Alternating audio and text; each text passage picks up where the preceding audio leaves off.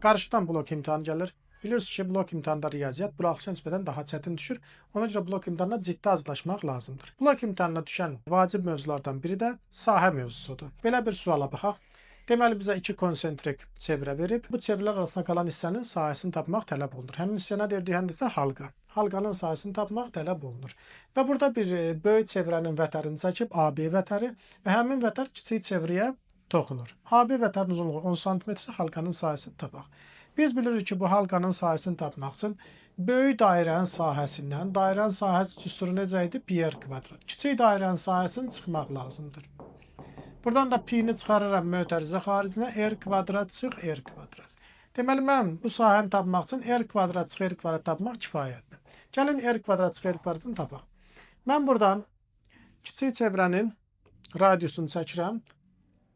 Toxunma nöqtəsinə bir radius çəkirəm. Bilirik ki, radius toxunana perpendikulyardır. Mərkəzdən vətərə çəkilən perpendikulyar da bilirik ki, vətəri yarı bölür. Deməli, O nöqtəsindən AB vətərinə çəkilən radius vətəri yarı bölür.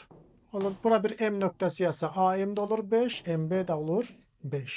Sonra OB radiusunu çəkirəm. Bu da böyük dairənin radiusudur. Bu kiçik dairənin radiusu, bu böyük dairənin radiusu. Sonra üçbucaq OMB-dən Pifagor teoremin tətbiq eləyirəm.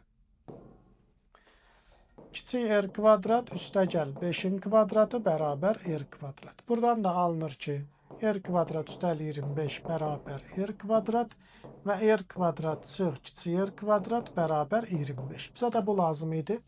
İndi gəlin burada yerinə yazaq və halqanın sahəsini tapaq. Pi vurulsun 25.